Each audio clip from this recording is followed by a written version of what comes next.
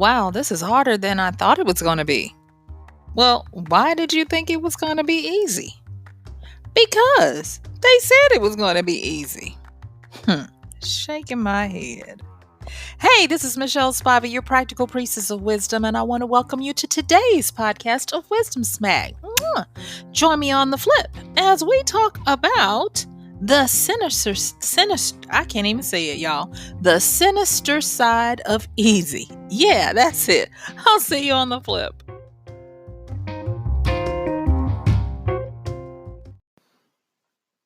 The sinister side of easy. Yes, I have got by it many times, and I just want to come through here and share some wisdom smacks with you today. And why am I talking about easy? Well, for one thing, I'm talking about it because I am working on a training project that I'm about to put out. And the funny thing is whenever I or other people who do this kind of stuff for a living have to consider what to present and how to present it, it really causes you to walk on a razor's edge of how you present it because a lot of people do not, and I repeat, a lot of people do not want to do something that's difficult or hard, no matter how truthful, how straight of a line it's going to get them to what they want. Everybody wants the easy, done for you, simple, click and go, 1, 2, 3 step. Everybody wants the recipe. And it's a hard sell when you have to be honest with folks and tell them, look, you want to do this new thing? This is something you've never done before.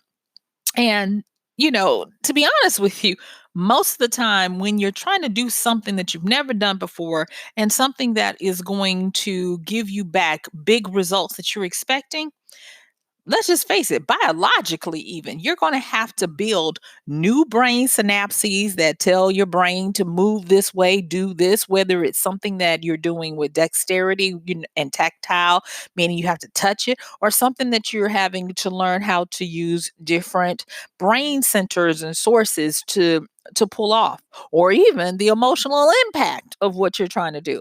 And so it amazes me how we are all susceptible to wanting to have the easy. And I just want to say that there is really a sinister side to it. I can't, I'm not going to try to say that word too fast today, y'all. You see, I am struggling over my S's. But anyway, and I got the nerve to have some S's in my notes. But let me just go on and say them.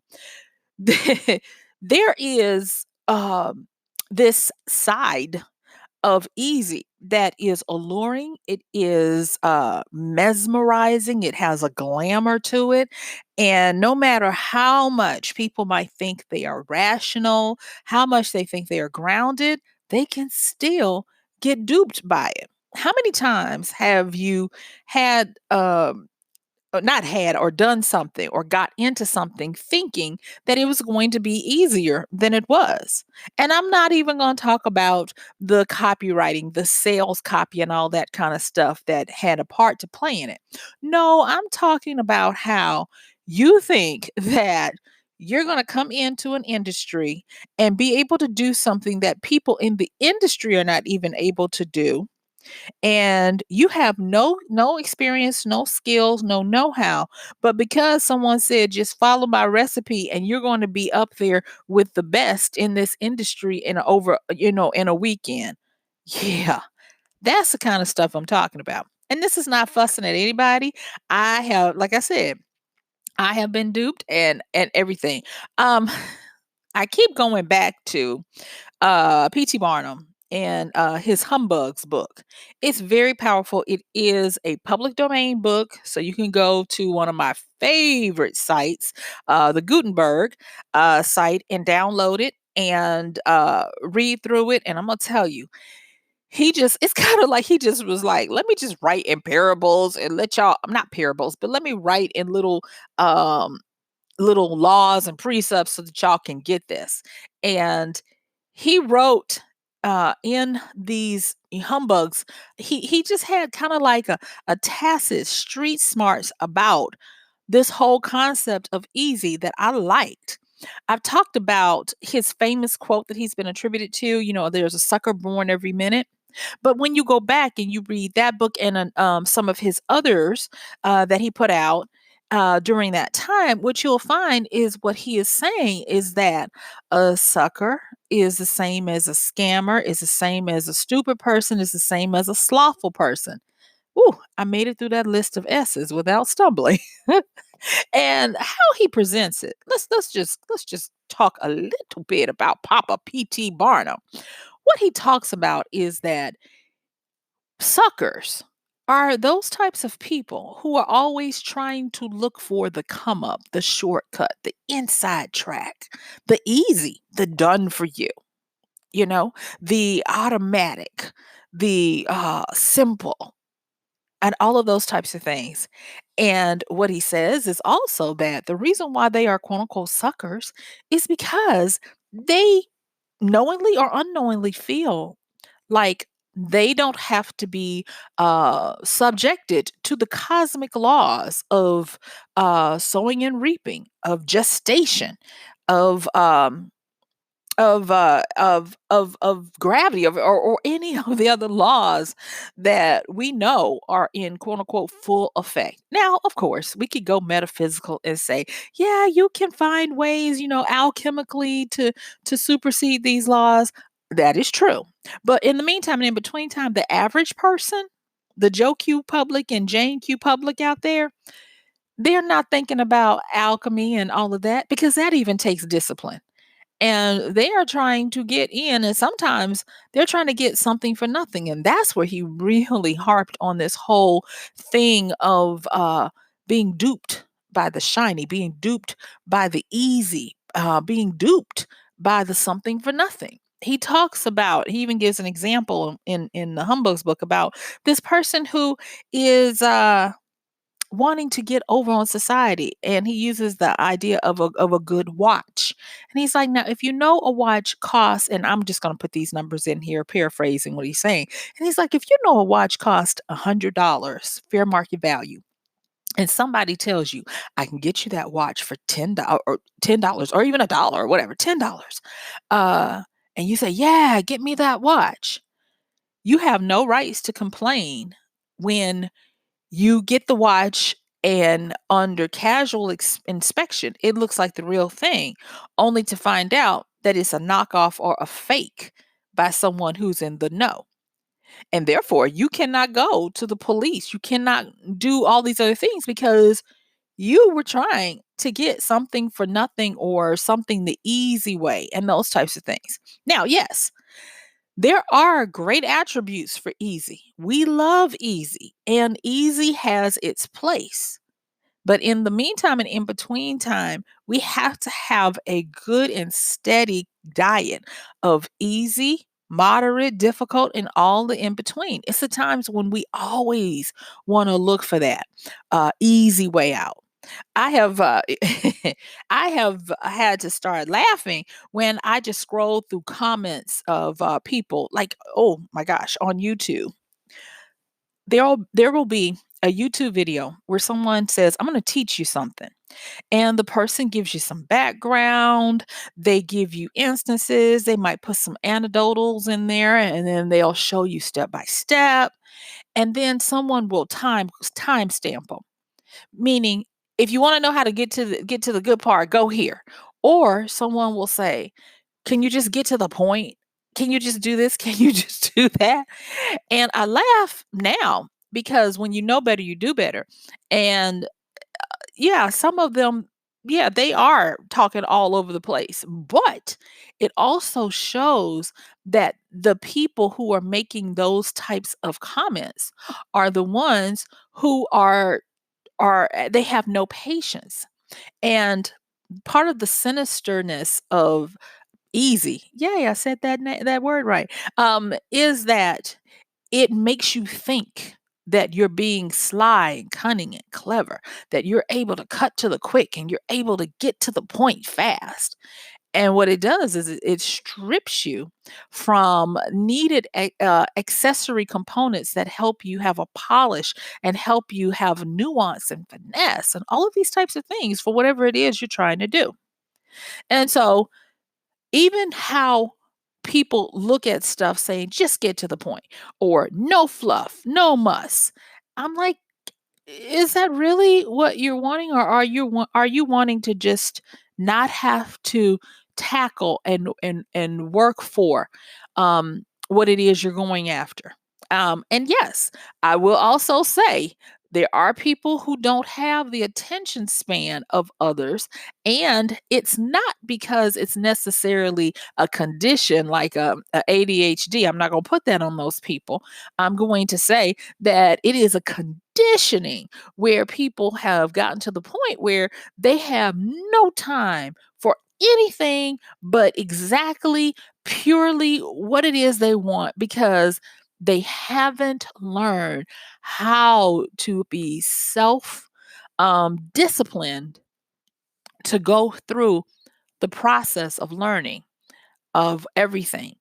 I was looking at some literature from the 1800s and how people wrote and how they wrote letters and those types of things. Like I said, I'm doing some research and actually putting together a new training product for people on how to start writing a novel if you've never written before. And then I'm also working on one on how to put together a training course. And the one for the novel, now I've been through this information before, but I wanted to refresh my mind. And it is the whole concept of a novel came into being in the 19th century because of people's ability to get paper, ink, and quills at lower cost, and thus our need to communicate on a one-to-one level grew.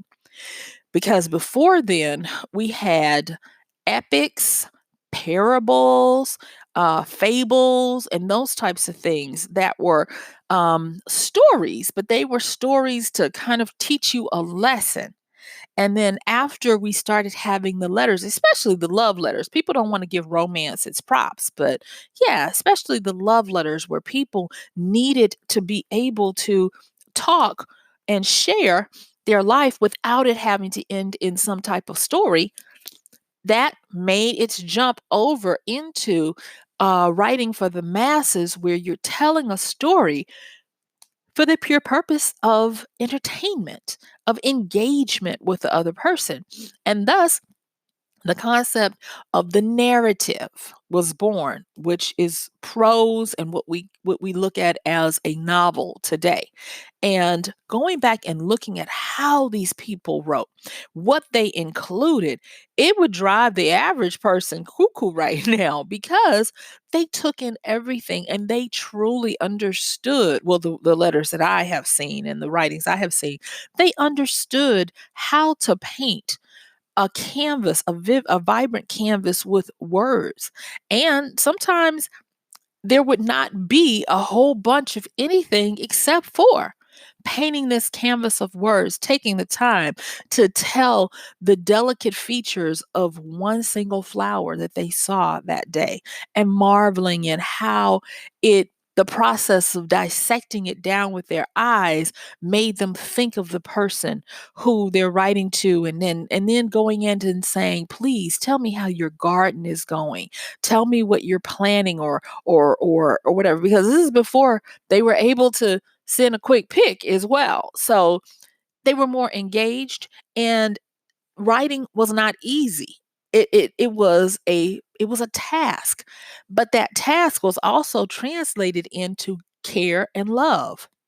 And with being able to have that as a constant skill they had to use, they were able to do so much. I was also looking, and this is not in correlation with those projects, but I was looking at how many patents were done in the United States during the 19th century as opposed to the 21st century, and how the patents for the 21st century are quite different. Our patents today are for components, and most of the components are for ease of use, automation, software, systemization. Whereas The patents back in the 19th century were for concept, lifestyle changes, and big concepts to move us into a different way of life. And I'm not saying this as an indictment. I'm just saying that our need, our want, or our lust for easy has changed us in ways that I don't know our great great great grandparents would recognize now. And maybe we can blame it on the industrial revolution moving into the technological revolution. But I'm going to go back right now and I'm going to talk a little bit about the agricultural revolution. In his book Sapiens, um, he, I always flub his name, so I'm just gonna say Sapiens, and I'll make sure I put the book in the show notes. But the book Sapiens, there is a treatise that he does, the author does, on wheat, domesticated wheat, and how it became our pimp. Yes, I said it, PIMP, pimp. How it made us chase it, cultivate it, and become its slave. And it became so powerful that it has more power than currency. But not only that, now this is the part he didn't cover in that, but there are, you could just go check it out, many, many articles and studies and the like that talk about before we had the agricultural revolution in the latter 1700s to top of the 1800s, because at the beginning of the 1800s slash the 19th century, that is when global hunger started going down. And it was because we domesticated wheat and grains. It was a lower cost, lower effort, AKA easy. And we were able to feed more people because we moved from hunter gatherer into agricultural, and it took off. The industrialness of it took off in the latter 18th into the 19th century. So, it used to be hard for people to ink out a living, even with agriculture, until that revolution. But a correlation to that was, it's not necessarily a causation, it's just a correlation at this time. Causation meaning it was a direct result of, correlation means that it was in the family of, was that prior to uh, this agricultural thing, there are many, many. Uh, Archaeological studies and digs and things that say that the average person's jawline and mouth were made to accommodate all the teeth that we have, and that it was a rarity for people to have crooked teeth. And so the fact that a lot of people have crooked teeth, overcrowding, and need braces is thanks to our change in our agriculture. And if you wanna look at it, it was a sinister side, let me slow it down, of easy, because it became easier and easier for people to sustain themselves on wheat, rice, corn, the things that could be grown in rows and rows and rows instead of having to go out and forage. And then not only that, we continued to horticulturally evolve our fruits and vegetables. If you look at just even a banana, if you look at a banana before its evolution, it was harder to get the flesh out that was edible, because it had large little seeds. So if you look at a banana now, the little middle part that's really tiny and brown, that used to be huge, and it used to have little seeds because it had a lot of fiber. It was not as sweet by a long shot of what we have today, and it made it where you really, like I said, you had to work for it. Likewise, if you do that with most fruit, all of that fruit that we eat and take for granted today, that we just the hardest we gotta work, and I'm gonna even say this, the hardest the average person needs to work in um, first world countries is go on your phone app, pick out what you want, and it will be delivered to your door. So you don't even have to go to the grocery store anymore. And we keep on making things easier and easier and easier, not understanding that we're becoming suckers, we're becoming more stupid, and God knows we're becoming more slothful. And so there are those types of things. So let me get back on to these things because I was like, "What the what?"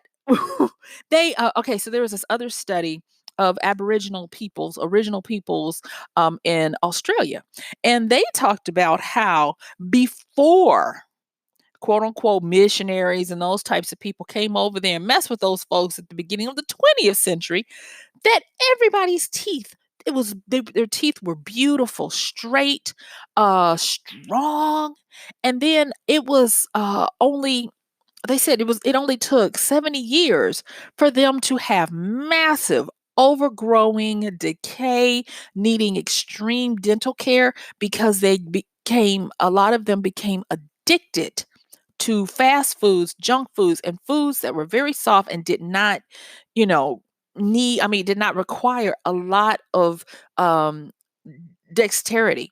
Even in America right now, in the middle part of America, from Kentucky over to the Oklahomas and things, there is a problem where children under the age of 2 are having to have all of their baby teeth removed due to rotting because they would give these babies bottles full of soda or sweet juices, and it just rots their teeth from the nubs, and it's not even guaranteed that their next teeth are going to be strong enough to handle regular food. It is just depressing, how the quest for easy is doing its diabolical best to take us out.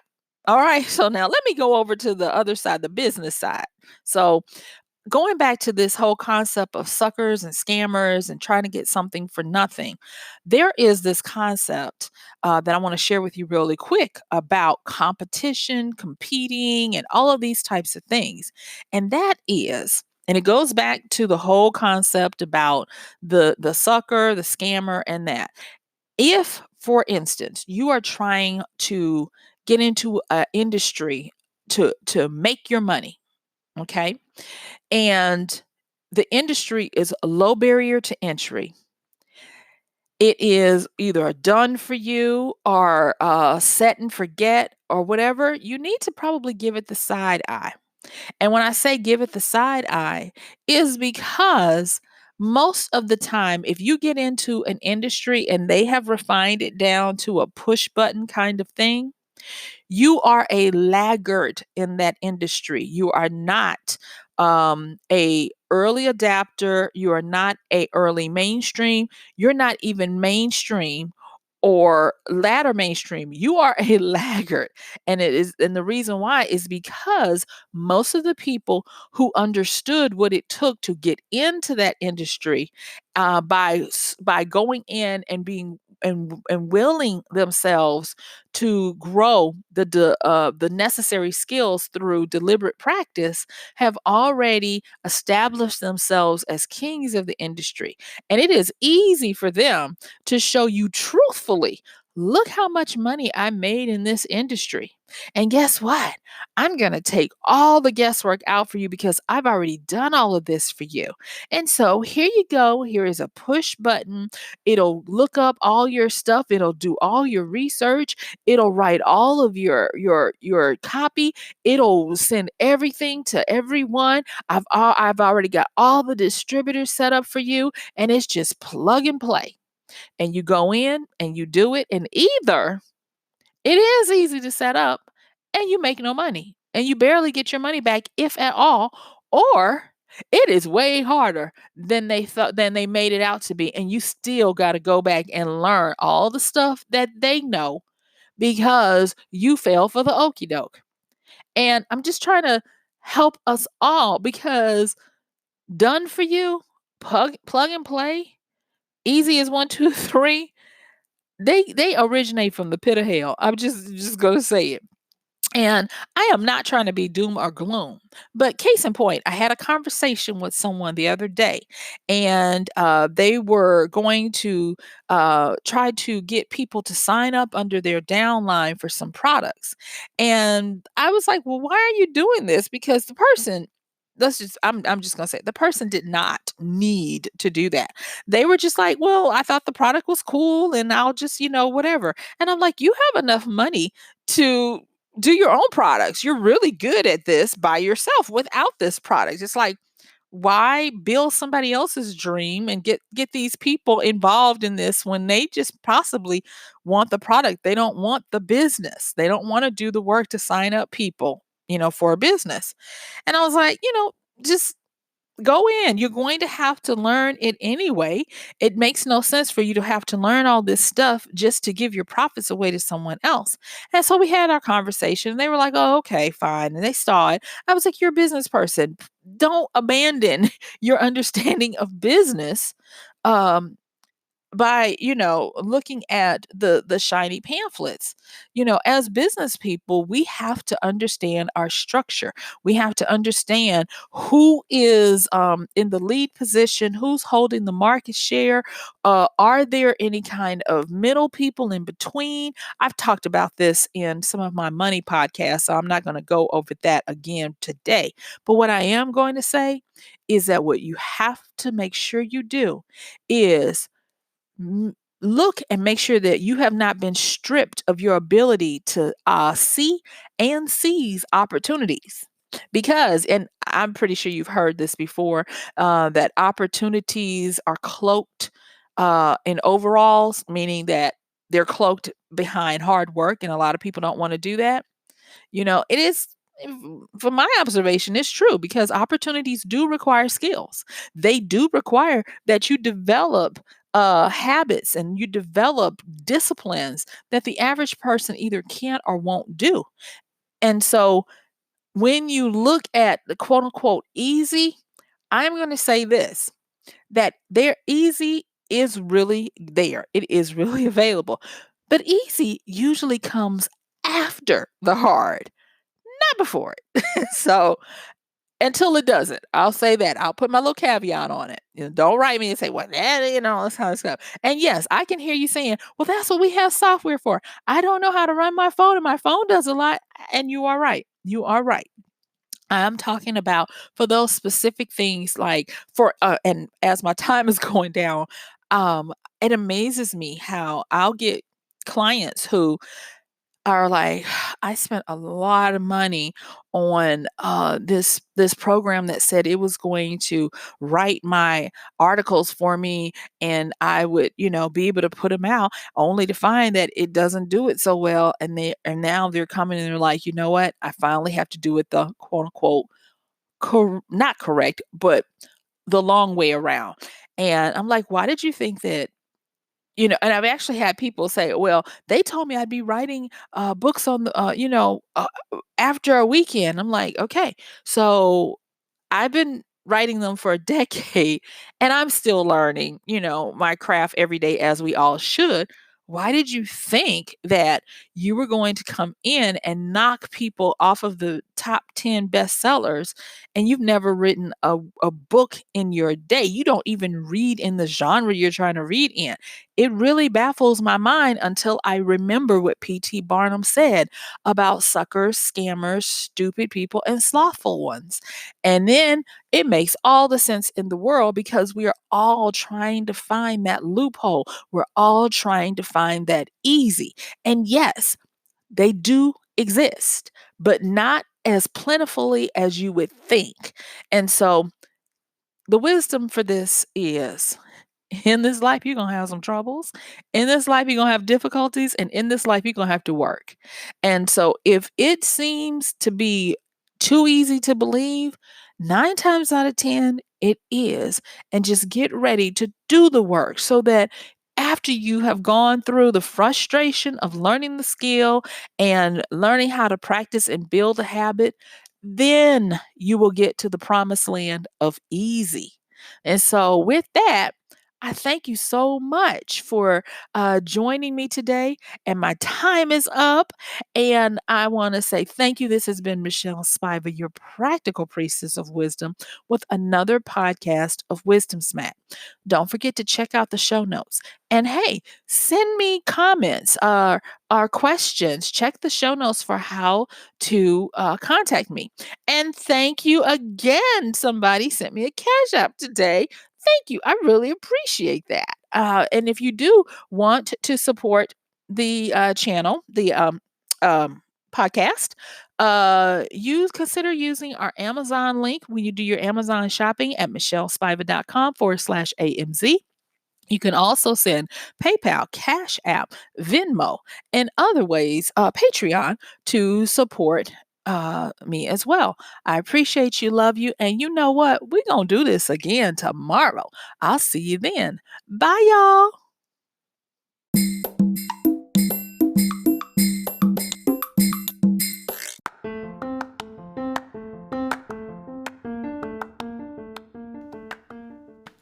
And that's going to do it for today's podcast of Wisdom Smack with Michelle Spiva. If you like this podcast, please help us get the word out. Like, comment, subscribe, and even share. And if you really like it, please help us continue to get the word out by considering using this show's link for Amazon. So when you want to go to Amazon and you do all of your general shopping, please use MichelleSpiva.com/AMZ. It's simple as that. It doesn't cost you anything extra, and this show might receive a little bit of commission that will go towards helping to further get these episodes out to you and to others. So thank you so much for listening. This has been Michelle Spiva with Wisdom Smack. Bye.